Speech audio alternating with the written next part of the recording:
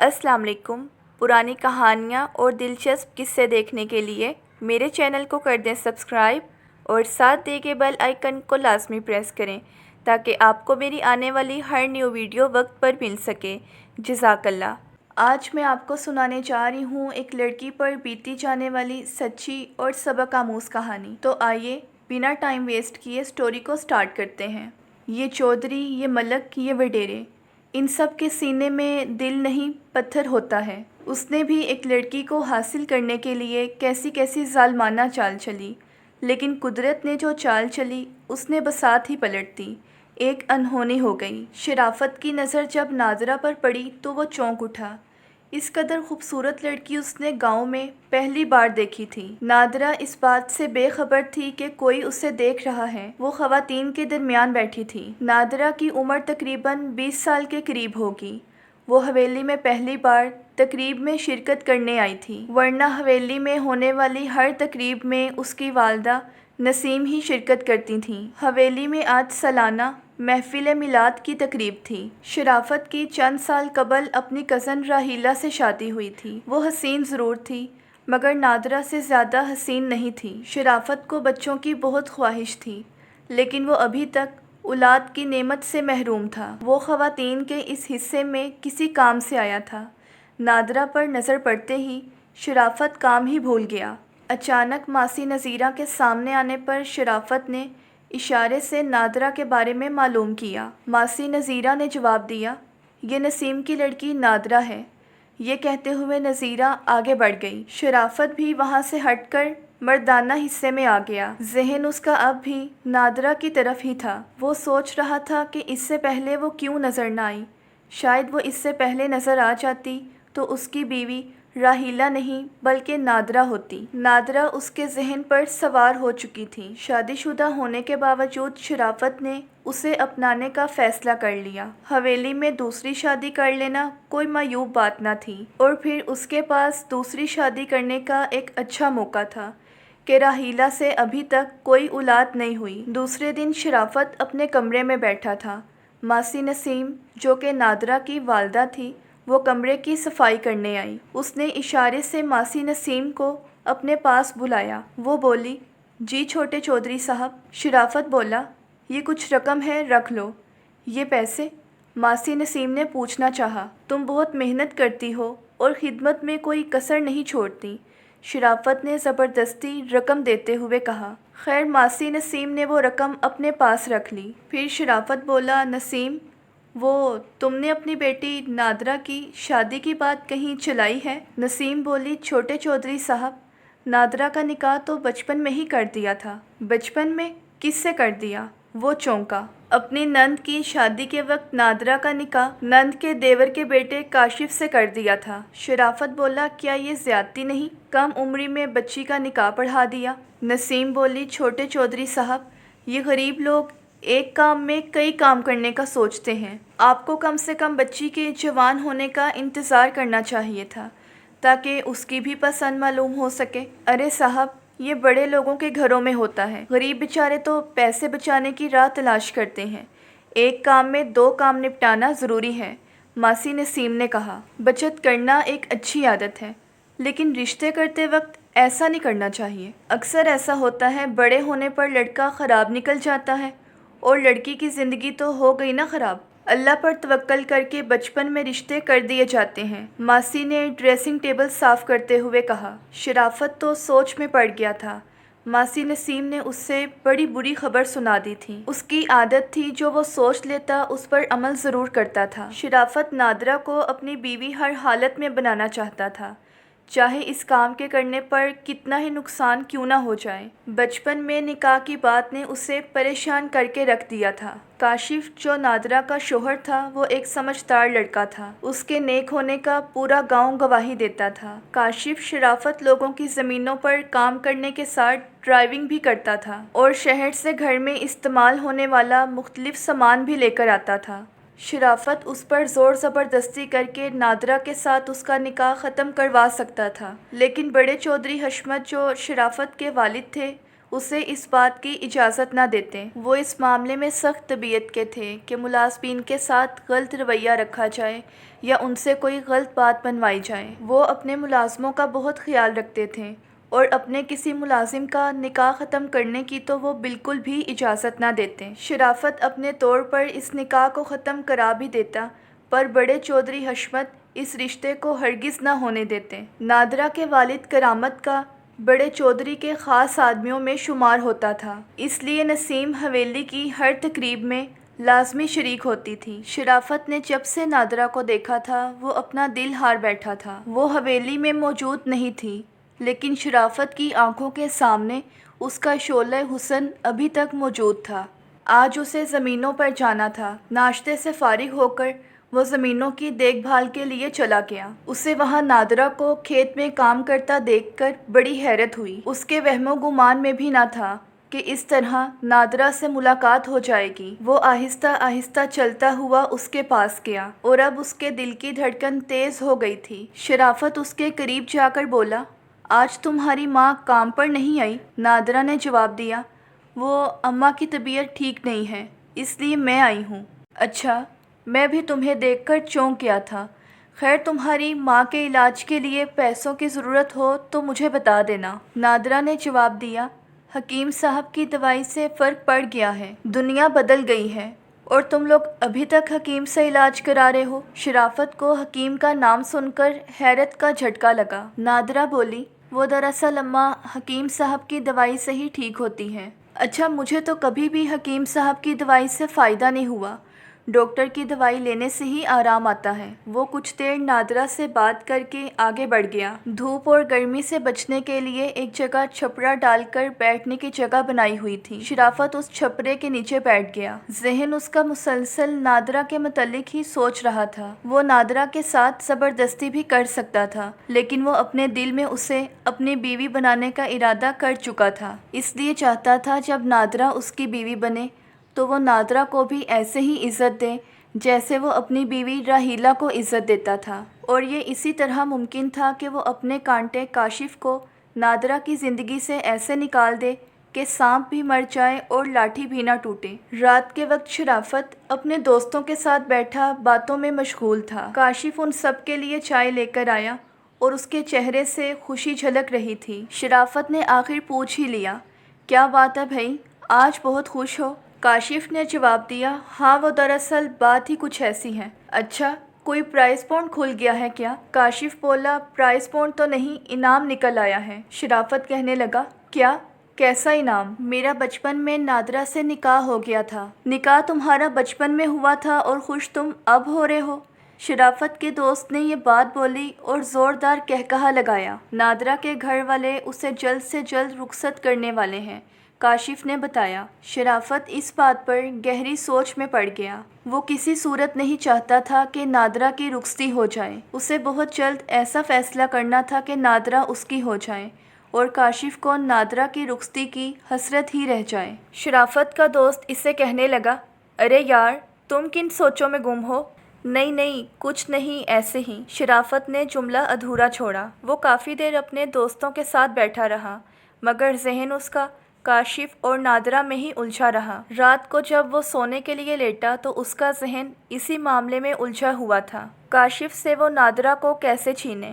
کاشف کے زندہ ہونے کی صورت میں یہ ممکن نہیں تھا۔ گھر میں استعمال ہونے والا سامان شہر سے لانے کی ذمہ داری کاشف کی تھی۔ صبح ہونے پر شرافت نے ایک لسٹ کاشف کو تھما دی تاکہ وہ شہر جا کر سامان لے آئے۔ کاشف کو گئے شام ہونے کو آئی تھی، مگر کاشف کا کچھ پتہ نہیں تھا۔ وہ عموماً دوپہر تک شہر سے لوٹ آتا تھا۔ ادھر شرافت اپنے کمرے میں بے چینی سے ٹہل رہا تھا۔ کیا بات ہے، کچھ پریشان دکھائی دے رہے ہو؟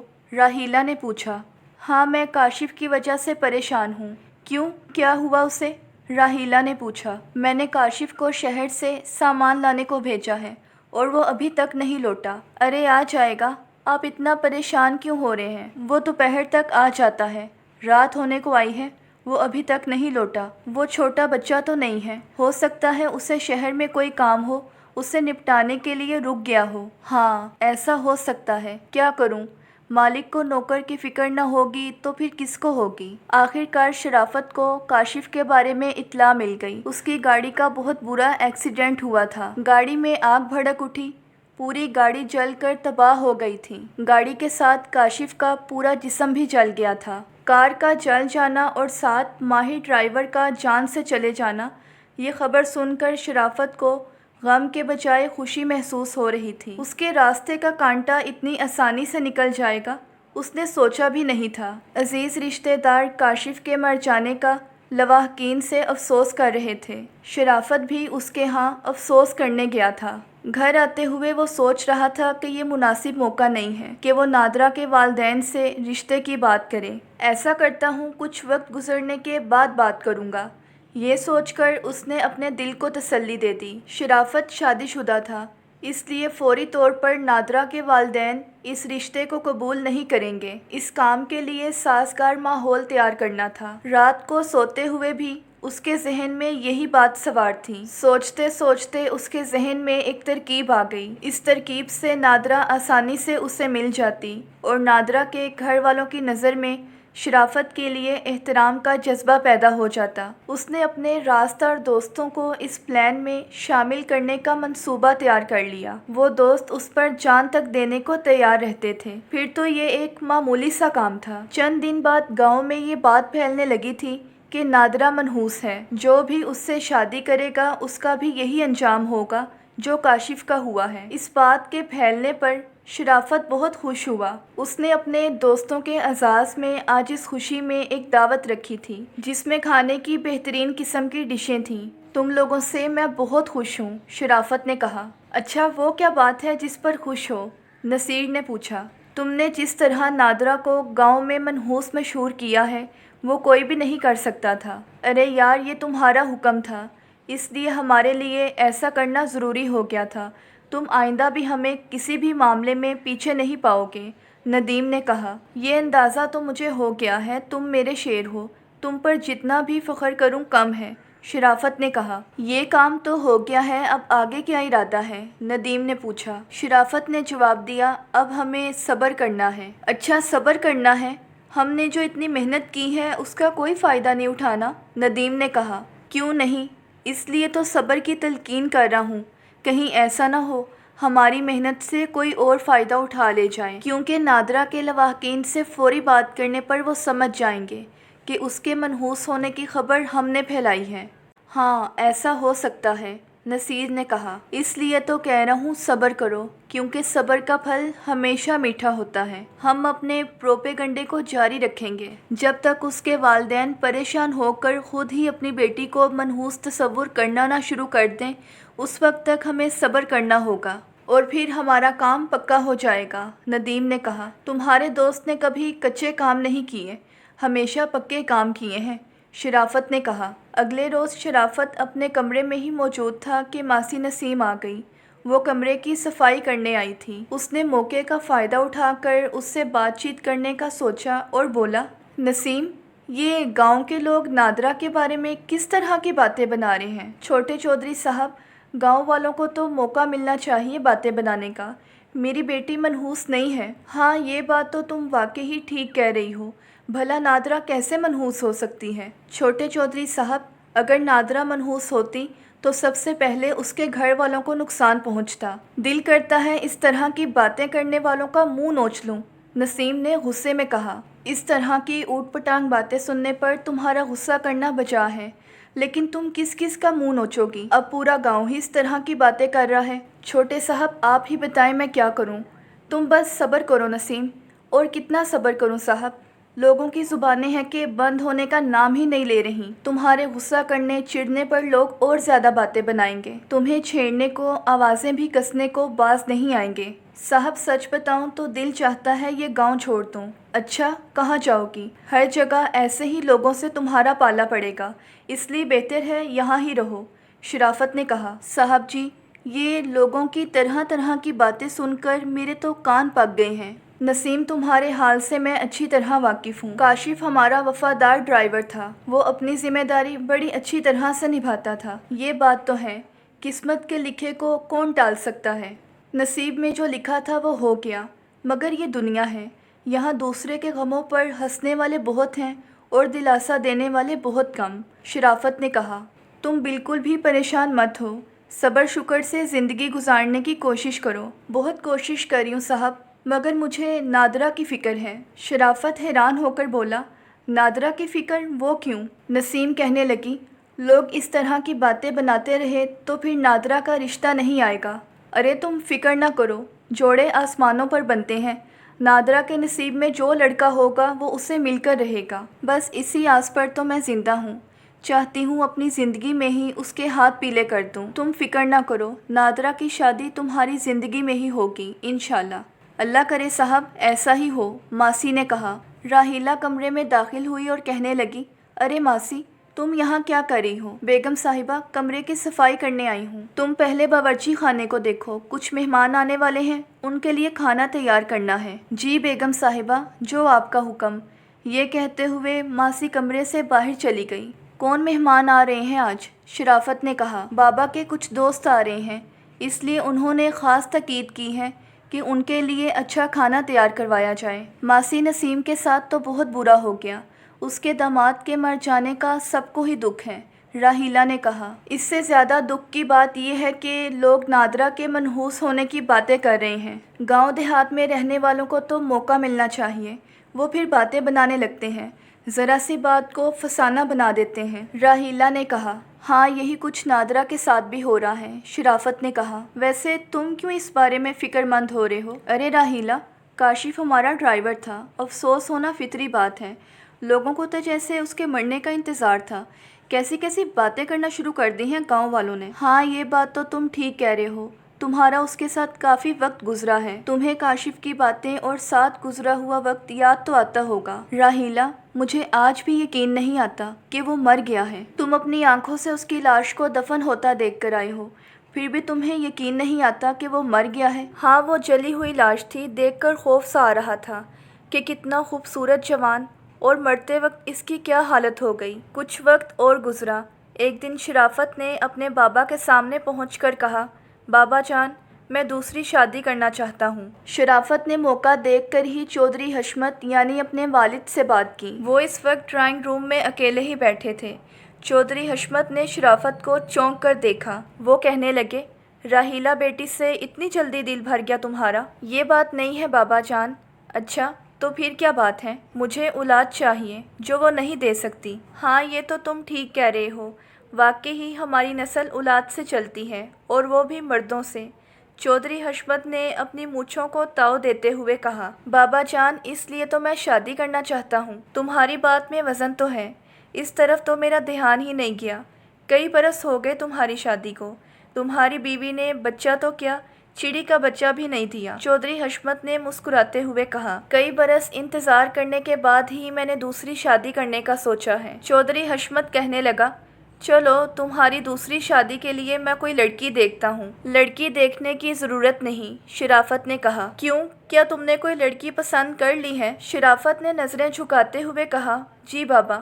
اچھا تو بتاؤ وہ کون ہے، کہاں رہتی ہے، کس کی بیٹی ہے؟ بابا وہ ماسی نسیم کی بیٹی نادرہ ہے۔ یہ بات سن کر حشمت چودھری نے چونک کر اپنے بیٹے کی طرف دیکھا۔ مجھے وہ پسند آ گئی ہے، شرافت نے کہا۔ کیا تم بھول رہے ہو، وہ ہماری نوکرانی کی بیٹی ہے۔ جی بابا میں جانتا ہوں، یہ جانتے ہوئے بھی تم اس سے شادی کرنا چاہتے ہو؟ شرافت نے جواب دیا، ہاں جی، میں اسی سے دوسری شادی کروں گا۔ تم نے تو مجھے سوچ میں ڈال دیا، گاؤں کے لوگ کیا سوچیں گے؟ شرافت کہنے لگا، چند دن سوچ کر خاموش ہو جائیں گے۔ گاؤں میں نادرہ کے بارے میں مشہور ہو گیا ہے کہ وہ منحوس ہے، چودھری حشمت نے کہا۔ شرافت کہنے لگا، بابا یہ جھوٹ ہے، اگر وہ منحوس ہوتی تو پہلے اپنے والدین کو نقصان پہنچاتی، جبکہ ایسا کچھ نہیں ہے۔ تمہاری بات میں وزن ہے، لیکن آج تک ہمارے خاندان میں ایسا نہیں ہوا کہ کسی نے نوکروں کی بیٹی سے شادی کی ہو، ایسا پہلی بار ہوگا، شرافت نے کہا۔ اچھی طرح سوچ لو، کہیں تمہیں بعد میں پچھتانا نہ پڑ جائے، چودھری حشمت نے کہا۔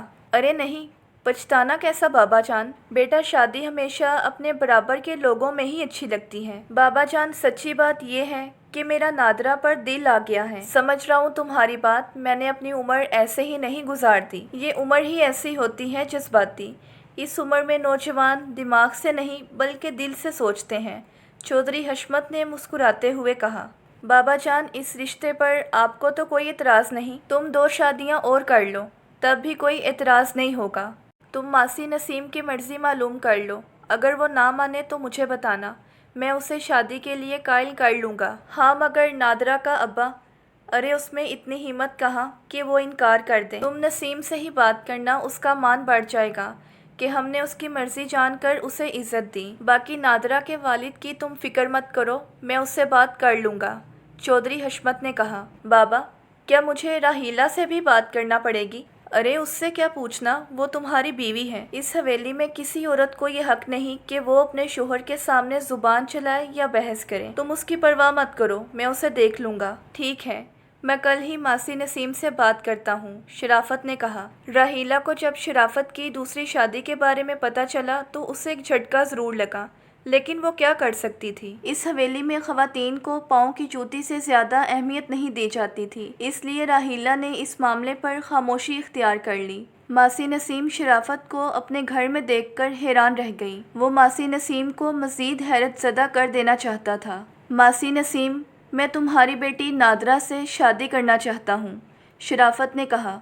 छोटे चौधरी साहब, ये आप क्या कह रहे हो? नसीम, क्या मैंने कोई गलत बात कर दी है? साहब जी, कहाँ हम और कहाँ आप? अरे नसीम, शादी के लिए ये सब बातें बेमायनी हैं। शादी के बाद हमारा रिश्ता तुमसे जुड़ जाने पर तुम्हारी पोजीशन भी हमारे जैसी हो जाएगी। छोटे चौधरी साहब, लोग क्या कहेंगे? हमारे सामने किसी को बोलने की हिम्मत नहीं है। उन लोगों का ख्याल है कि नादरा मनहूस है और ये सब बकवास है। मैं इन चीज़ों को नहीं मानता। गाँव में तो लोगों को दूसरों की इज़्ज़त उछालने का मौका मिलना चाहिए, वो ज़रा सी बात का फसाना बना देते हैं, शराफत ने कहा। तो बताओ नसीम, तुम्हें तो कोई एतराज़ नहीं है? मैं भला क्या इनकार कर सकती हूँ? मेरे लिए तो ये बड़े इजाज़ की बात है। ठीक है, तुम नादरा की शादी की तैयारी करो, मैं बाबा जान से बात करके तुम्हें शादी की तारीख दे दूँगा। फिर उस दिन मेरा नादरा से निकाह हो जाएगा। छोटे चौधरी साहब, कुछ मोहलत दें। नसीम, किस बात की मोहलत? वो दरअसल शादी के लिए रकम की ज़रूरत होती है। हाँ नसीम, मैं जानता हूँ, तुम तैयारी करो, तुम्हें जितने पैसों की ज़रूरत होगी मुझसे ले लेना। अब हम और तुम कोई अलग नहीं हैं। तुम्हें काम करने की भी ज़रूरत नहीं है, घर पर आराम करो, तुम्हें खर्चे के लिए भी पैसे मिलते रहेंगे। ठीक है छोटे चौधरी साहब, बहुत शुक्रिया आपका। इधर काशिफ को जब होश आया, उसके जिस्म पर पट्टियाँ बंधी हुई थीं। वो चारपाई पर लेटा हुआ था। उसे होश में आता देखकर एक बूढ़ी खातून, जिसका नाम बतूल था, वो उसकी तरफ बढ़ी। शुक्र है बेटा, तुम्हें होश आ गया। मैं कहाँ हूँ? काशिफ ने पूछा। तुम हमारे पास हमारे गांव सरगोदा में हो। काशिफ घबरा गया था। वो कुछ बात करने लगा कि इतने में वो खातून कहने लगी, तुम खामोश हो जाओ, डॉक्टर ने तुम्हें बात करने से, कोई भी काम करने से मना किया है। ये कहकर बड़ी बी ने काशिफ पर चादर डाल दी। बड़ी बी का शोहर भी काशिफ के पास ही बैठा था। वो काशिफ से कहने लगा, तुम कई महीनों से हमारे पास हो। मुझे तुम सड़क के किनारे बेहोश ज़ख्मी हालत में मिले थे, इसलिए मैं तुम्हें अस्पताल ले गया, और जब तुम्हारी बेहोशी ख़त्म न हुई तो मैं तुम्हें घर ले आया, उस बाबा ने कहा। इसका मतलब मैं अपने घर से कई माह दूर रहा हूँ। इसका मतलब तुम्हें याद आ गया। तुम कौन हो? तुम्हारा घर कहाँ है? मेरा नाम काशिफ है और मैं चौधरी हशमत के पास नौकरी करता हूँ। वो बाबा जी कहने लगे, तुम्हारा एक्सीडेंट कैसे हुआ? कार की ब्रेक फेल हो जाने पर मैंने कार से बाहर छलांग लगा दी थी। गाड़ी में तुम अकेले थे या कोई और भी था? एक साहब को लिफ्ट दी थी। कार की ब्रेक फेल हो जाने पर मैंने उससे कार से बाहर छलांग लगाने को कहा, लेकिन वो कार से छलांग लगाते हुए डर रहा था, मगर मैंने फ़ौरन बाहर छलांग लगा दी। बाहर गिरते हुए मेरा सर किसी सख्त चीज़ से टकराया और मेरा जहन तारीकी में डूबता चला गया, काशिफ ने कहा। काशिफ बेटा, मैंने तुम्हारी गाड़ी तो नहीं देखी, मैंने सिर्फ तुम्हें देखा था, इसलिए मैं दूसरी गाड़ी करके तुम्हें शहर ले गया था, जहाँ तुम्हारा इलाज हुआ, बाबा ने कहा। काशिफ अब अपने घर जाना चाहता था। बाबा चाहता था कि वो कुछ दिन और रह जाए, फिर बाद में चला जाए, लेकिन काशिफ बेचैन हो गया था, इसलिए वो आज ही अपने घर जाना चाहता था। वो घर जाने को वहाँ से रवाना हो गया। शराफत की नादरा से शादी की तारीख तय हो जाने पर गांव में दोनों घरों में शादी की तैयारियां शुरू हो चुकी थीं, और वो दिन भी आ गया जब शराफत और नादरा का निकाह होना था। निकाह का वक्त रात 10 बजे मुकर्रर था। اس لیے لوگ رات ہونے پر شادی ہال پہنچنا شروع ہو گئے۔ شرافت بھی بارات سمیت مقررہ وقت پر ہال پہنچ گیا۔ نکاح ہوا۔ مولوی افتخار بھی رجسٹر کھولے اپنی کارروائی شروع کر چکا تھا۔ گاؤں میں کاشف کو دیکھ کر وقار نے اسے حیرانی سے دیکھا۔ وقار کاشف کے بچپن کا دوست تھا۔ ارے کاشف، تم زندہ ہو؟ وقار نے حیرانی سے اسے دیکھا۔ تم سے کس بے وقوف نے کہا کہ میں مر گیا ہوں؟ کاشف کو اس کی بات پر غصہ آ گیا۔ تم تو مر چکے ہو۔ اچھا، تو میں مر چکا ہوں؟ تمہارے سامنے پھر میرا بھوت کھڑا ہے۔ وقار کہنے لگا، مجھے ابھی تک یقین نہیں آ رہا کہ تم زندہ ہو۔ یار تمہیں کیوں یقین نہیں آ رہا کہ میں زندہ ہوں؟ گاؤں والوں کے ساتھ میں بھی موجود تھا جب قبرستان میں تمہاری تدفین کی گئی تھی۔ اچھا، میری تدفین ہو گئی اور مجھے پتہ بھی نہیں چلا؟ گاؤں والوں کو تمہارا ڈھانچہ ملا تھا جس کی تدفین کر دی تھی۔ کاشف وقار کی بات سن کر حیران رہ گیا اور بولا، میرا ڈھانچہ؟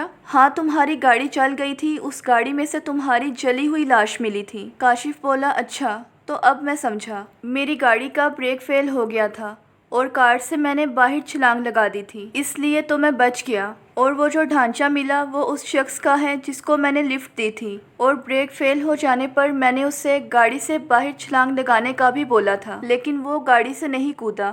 گاڑی کسی چیز سے ٹکرا کر تباہ ہو گئی اور وہ بے وقوف بھی گاڑی کے ساتھ جل کر مر گیا۔ میری بات پر عمل کرتا تو صرف زخمی ہی ہوتا، کم از کم جان تو بچ جاتی۔